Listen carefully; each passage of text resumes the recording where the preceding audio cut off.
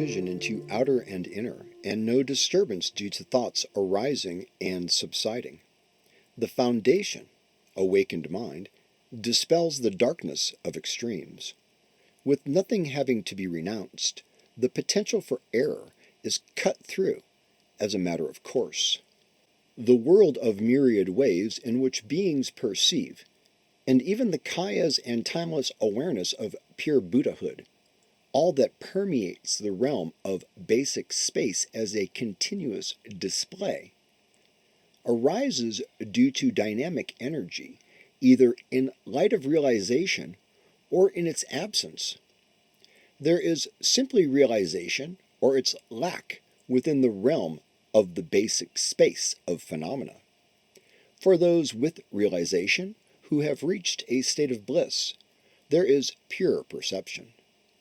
For those without it, there is non-recognition of awareness and the habitual patterns of dualistic perception, from which sensory appearances manifest in all their variety, though none of this strays from basic space. Awakened mind is the actual state of everything. It exhibits an unceasing quality. Whatever arises in all its variety is naturally and clearly apparent. Evident within pure basic space, the true nature of phenomena. There is no division or exclusion. The mode of awareness is without restriction. Unobstructed timeless awareness, a naturally occurring, spacious expanse. Longchenpa, John, the precious treasury of the basic space of phenomena. Sorry for being late to the game, y'all. I normally release this show on Friday, hopefully before the night gets going. But being as I'm on retreat, and in 2 sessions today, in fact, I'm squeezing in the podcast on Saturday in between sessions, which has its benefit in that I'm in a pretty good zone, Dharma-wise. This is Darren Littlejohn. Welcome to episode 78 of the 12-Step Buddhist Podcast. Is suffering really optional? And continuing with practices of a bodhisattva, number 35. Once you become accustomed to the mental afflictions, they are hard to cure with antidotes. Therefore, with the remedies of mindfulness and awareness, to eliminate mental afflictions the moment they arise is the practice of a bodhisattva. So when we're habituated and accustomed to our thoughts and addicted to our thoughts, addicted to our sense of a concrete, inherent, on its own accord, a substantial, permanent thing called an I or just a viewpoint, just a point in space where we concretize that emptiness into a thing we call a perceiving as a subject, the object out there, to which we become very interested in, desire, and develop attachment, and therefore obscure. Those are the clouds of obscuring emptiness and obscuring what we understand as a Buddha. Just leave it at that. They are hard to cure with antidotes. What do we mean by antidotes? Antidote, it means that, when you have a headache, you take an aspirin. You kind of meet, you meet action with action. You meet a situation with action. You apply an action. You apply a resistance, a renunciation in this case. In the sutra domain of Buddhist teaching, the understanding is to apply an antidote. And we must do this in any moment that we need to, particularly some kind of addict and some kind of recovery. And we also rethink addiction and recovery, in compassionate recovery, in such a way that you can really, I think, have much more opportunity to develop along the path, to not only stay sober, but to develop personal mastery, spiritual mastery, such as we describe here, continuing on the Bodhisattva path. Therefore, with remedies of mindfulness and awareness to eliminate mental afflictions the moment they arise is the practice of a bodhisattva. So we have to understand conventional meaning, provisional conventional meaning, and then layers of meaning as pertain to or draw from different states, different teachings, different schools of thought, if you will, the different schools within Buddhism, the different trainings, the different orientations within Buddhism approach things differently. We need to understand that, and we can't really understand that unless we understand the full scope of the teaching, the full scope of it, right? So there's different ways to interpret this.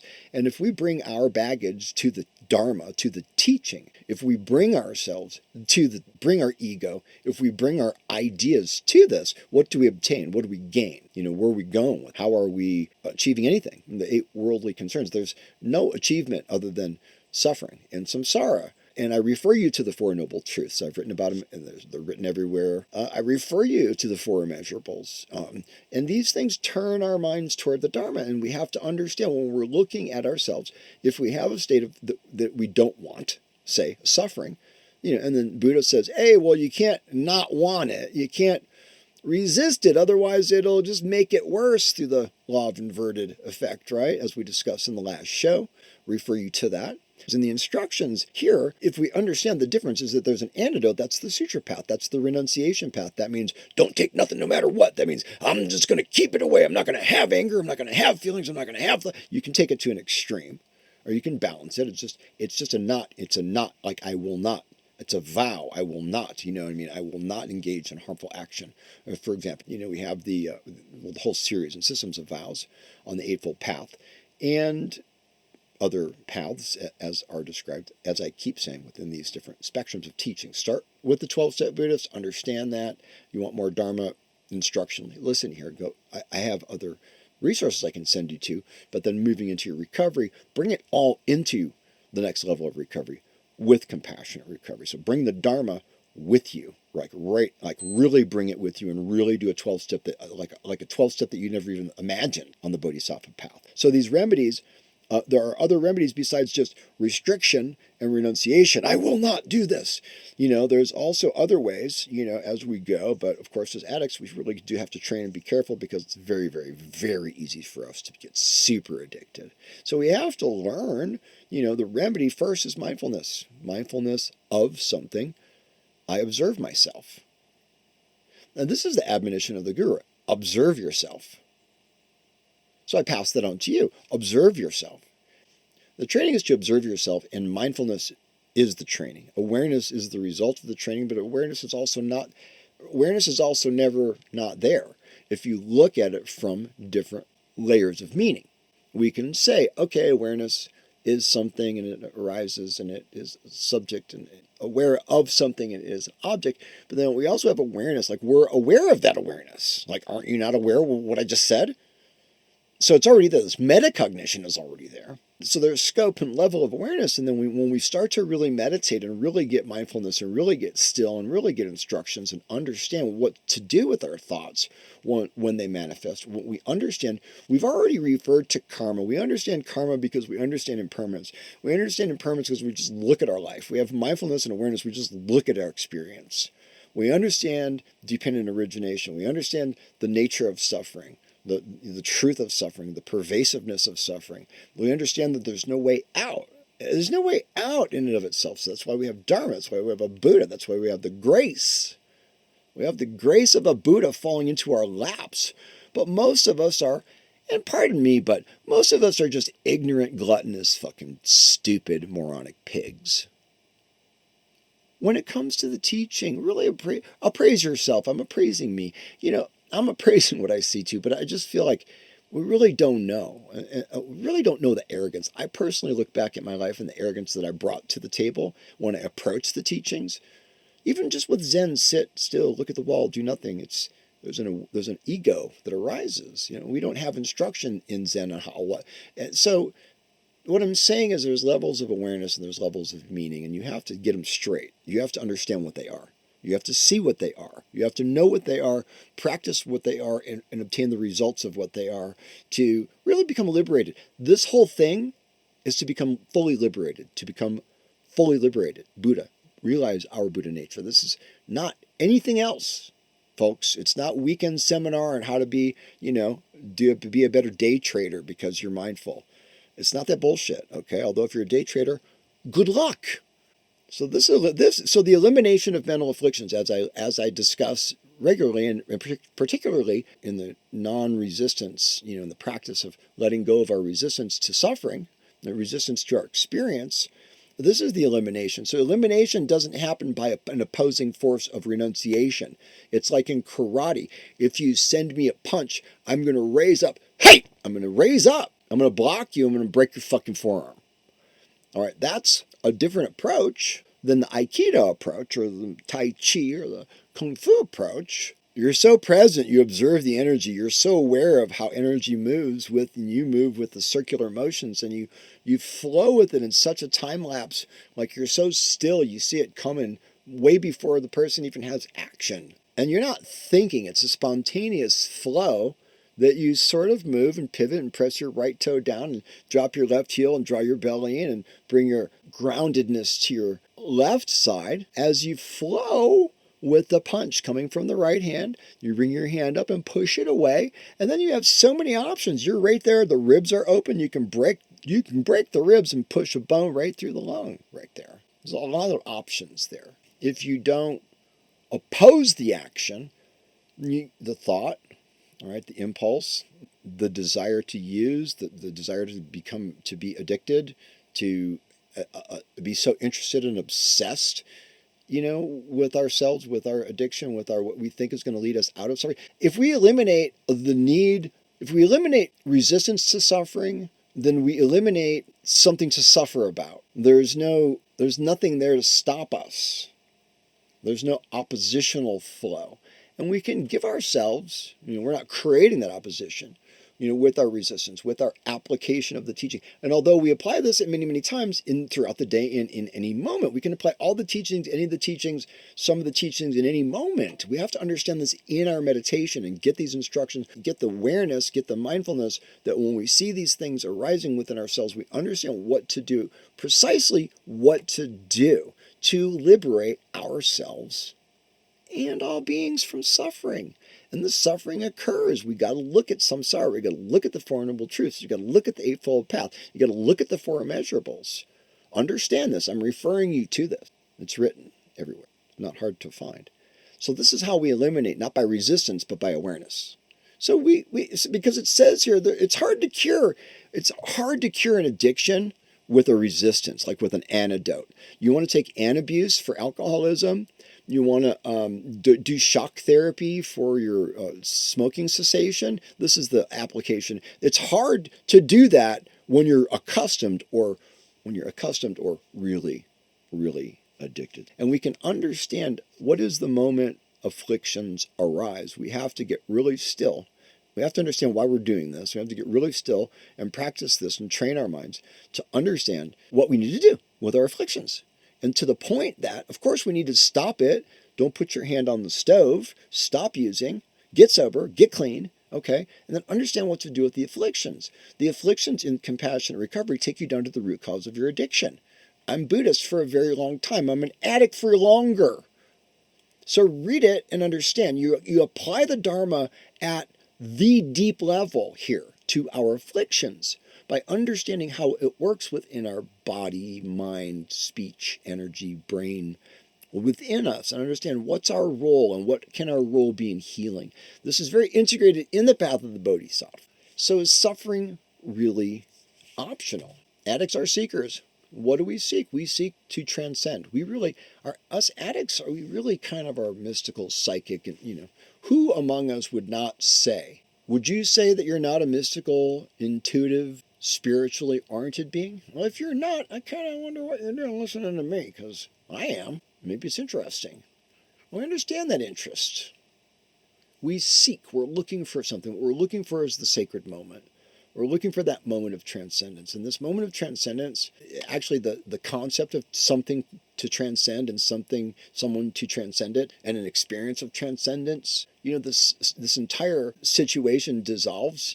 The language of it just kind of brings us up to the doorway, and we have to step into it. I can't tell you what vanilla milkshake tastes like if you've never, sucked on a straw at Mickey D. You feel me? We do need to adopt an attitude of a bodhisattva that I'm very inspired by the attitude of the person on Curb Your Enthusiasm, J.B. Smoot. Now, this guy's too much already. He's too much on the show, but I love him. Outside the show, I don't want it. It's too much. But On the Howard Stern interview, I listened to several times. I really adopt and absorb. Part of the drama of the gifted child is that I refer you to Alice Miller, Drama of the Gifted Child. Maybe I'll put that in the show notes for you. Yeah, I will. It affected me decades ago. Man, read it. Just read that fucking. I don't care. Just read the book. It has nothing to do with Dharma, but it has everything to do with who you are and how to heal in terms of understanding like this chameleon aspect, this quality or characteristic or defect of being able to like walk up to the different crowd of people and start acting like them or talking like them, or trying to like fit in somehow. Like, who am I? Like, I don't know. I'm just fitting in wherever I think I need to be safe. And we learn. That's the drama of the gifted child. We can also repurpose and retool this. And I would just want to absorb the teachings of the guru. I just want to absorb the wisdom of the Dharmakaya. I just want to be in the state of the Buddhas in the transcendent realm, beyond the desired realm of suffering. I'm down for this program. This is what I'm into. This is where I'm at. I'm a mystical being. There's no moment now that is less sacred than any moment that any gifted teacher, mystic, saint, realized being has ever attained before, during, or after. This moment is as sacred. And this is what we seek as addicts. We are seekers. Well, I'm trying to help you understand this is the way I do it. The thing I was seeking, I understand now. And I understand it's not getting the high off of an addiction by destroying yourself, by bludgeoning your inner deep wounded child with an ACE score of 4+ or whatever yours is. Go to podcast.compassionaterecovery.us and take your ACE score, look at it, and then get back to me. There's a little poll on there. But when we have this level of suffering, as I have mentioned so many times, it's the opportunity to repurpose and retool it. So we repurpose our experience, we kung fu our experience, we move with the flow of our experience rather than completely blocking or resisting our experience. Although we know that there is a time and a place for blocking our bullshit before it comes out of our mouth, and you're going to set someone straight, or tell them what they need to know, or give them some other kind of instruction, like you're the boss of anything, right? So, we have, we keep returning to the point that we're bringing our baggage. We have to let go. We have to abandon ourselves completely to God as we understand God, or the moment, the instant moment. As I discussed in the 12-step Buddhists, when we talk about higher power can be this moment, if we fully abandon ourselves in this moment and stop superimposing our illusion. In other words, we will then also, in another kind of moment, use our illusion. We're going to ride our experience. We're going to transform our experience. This is the tantric approach. I'm giving you the practical everyday application of it in your life. I can give you all of the technical in the background and the various specifics, but there are people way better at that than I am, and I listen to them. But what I'm saying to you is, this is how we do it. We have the experience, try to not resist it. We look for refuge in something that you have to have something to turn to refuge. When you understand and comprehend suffering and the truth of suffering, you have to have something to turn to for refuge. And if it isn't your higher power, if you don't have that sense, and in Buddhism we don't have that, but we have the power, really the power within, the power of our Buddhahood, which has never not existed. It's never existed.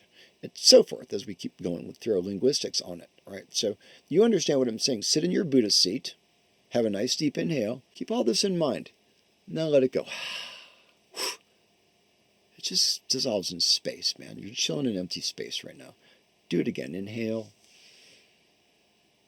Feel the tensions, feel the ideas, feel the attachments, feel the interest. It's so fascinating, or I hate it so much, whatever it is. Exhale. Let it go. Empty. We just let, with mindfulness and awareness, we just let the impulse, the thought. And there are levels of teachings on what happens in these split-second impulses and the various levels of what to do in our mind training as we go through. But first we got to get kind of rid of the ego. Or first we got to step into the Dharma. First we got to look. First we got to understand our condition. Then we got to understand that there's a solution. And then we got to step into the solution. And then we got to apply that solution. Otherwise it's of no value to us, right? So in a sense, as we say in 12-step, my disease is my help to other people. I'm transforming. My sickness is my medicine. My sickness is also my medicine deep within in my meditation, my sickness, my addiction, my clinging, my desire, my interest in my own thoughts, my interest in my own experience, An interest it's a fixation. It's either positive, it could be negative, it could be an aversion. My interest, I'm obsessed with how much I hate this, with that, the other, who, he, she, it, or they, whatever it is. As I was saying about J.P. Smoove, the guy has a pimp ass attitude. It's as Snoop gets. I mean, you got to understand the guy's flow and how you talk about it from the point of view of really cutting at the root of our ego, our addiction to ourselves, our addiction to our minds. The way to cut through it, or a way to cut through it, is to give no fucks. So I'm sitting in pure emptiness. I inhale. There's a material world. I breathe in, notice it, exhale. It's all gone. I'm just chilling, let go, let the exhale hang in the empty space. Noticing some thought arises. It's like a naked dakini. It's some badass piece of pussy or ass. You can see it. You can imagine it. It's dancing. You can taste it. The fine hair, the beautiful eyes sucking you in. It's going to get on you and mount. You're erect with your thought. You're erect with your interest in this thought, this Mara that Buddha noticed and chatted with you about in his teaching. And you go, hot dang, I want some of that.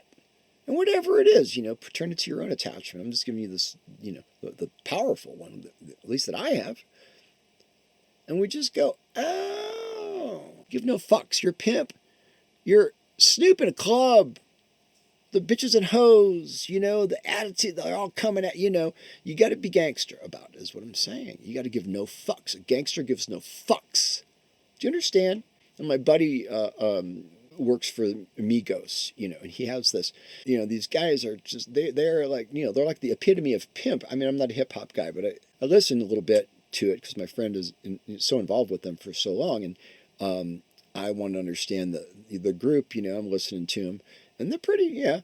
But if you look at like how they live and how they are and what their attitude is, it's like J.B. Smoove. It's like Snoop. The guy's in the back of the car with James Corden. They're doing the ride along karaoke thing. And he's got like 200 grand on his lap. Fucking throw the money out the window. Just let it go. Let your thoughts go. Throw them into the fire. A pimp will just burn $100 bills. He gives no fucks. So the way to practice Dharma and the way to get into this is to meditate, get equanimity, get stability, understand these things that I've mentioned, that are mentioned everywhere, and get to the point where you're so still that you're really, and you can bring online your addict that gives no fucks about reality. I don't care about the bills and responsibilities if I'm in the high, right? Give no fucks. You bring on your inner pimp. That's enough out of me, y'all. I hope you got something out of this podcast. I hope you buy Compassionate Recovery today. Buy 12-Step Buddhist today. Give it to friends. Give it to therapists. Go to the books for addicts on compassionaterecovery.us. Rather, you can buy books for people and send them into prisons and so forth. But remember, everybody, in order to apply this stuff, you really got to understand what you're doing at different levels. Don't just jump to giving no fucks. You have to develop this so that you understand what you're doing. And the thing you're giving no fucks about is not the external. Remember, there's no difference between inner and outer in the teaching. So the application of this is in our mind, within ourselves, these maras, this hot, naked, sweaty pussy in front of you, or cock, or whatever it is you're into, right, is just non-substantial. Let me share something with you, and I'm going to write a book about this, but I have a good book next, coming after this one I'm currently working on. But the only way I could cure myself from the addiction to a narcissistic psychopath was to give no fucks within my body, speech, and mind. You gotta get gangster and give no fucks about your addiction to yourself. That's enough out of me, everybody. Talk to you next week. Until then, peace out, namaste, and keep it pimp, y'all.